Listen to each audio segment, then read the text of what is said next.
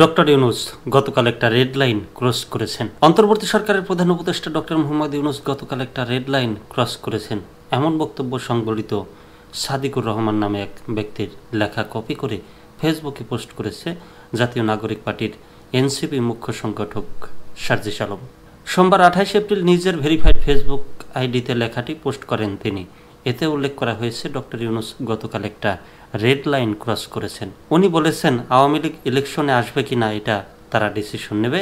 এই কথা বলার কোনো অধিকার ডক্টর ইউনূসের নাই, কারণ আওয়ামী লীগ নির্বাচনে অংশগ্রহণ করবে কি না সেই ডিসিশন এই দেশের মানুষ নেবে। 5 আগস্ট মানুষ আওয়ামী লীগের ব্যাপারে তাদের ডিসিশন জানাইয়া দিছে। তারপরেও যদি আরও প্রয়োজন হয় গণভোট হোক, গণভোটে মানুষ বলুক আওয়ামী লীগ নিষিদ্ধ হওয়া উচিত কিনা।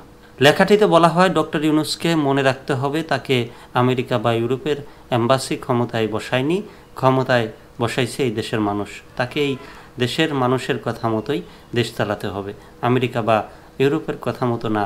আওয়ামী লীগ কোনো রাজনৈতিক দল না, এটা একটা সন্ত্রাসী সংগঠন। আওয়ামী লীগের ফিরে আসার ব্যাপারে যে বা যারা হেল্প করতে চাইবে তারাই জুলাই গাদ্দার হিসেবে পরিচিত হবে।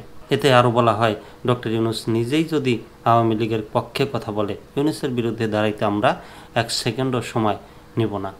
এমডি আবু তালেব কমেন্ট করেছেন, তোমরা বহু আগে রেড লাইন ক্রস করেছো। বিপুল হাসান বিপ্লব কমেন্ট করেছেন, তোর নিজের চরকায় তেল দে। আরও অনেক কিছু লিখেছেন। আব্দুল হক লিখেছেন, নির্বাচনে প্রমাণ হবে আওয়ামী লীগকে জনগণ চায় কিনা। চায়। 5 আগস্ট ছিল ম্যাটিকুলাস ডিজাইন ষড়যন্ত্র, আরাকান আর্মিকে করিডোর দেওয়া, দেশকে বিপজ্জনক অবস্থায় ফেলে দেওয়া।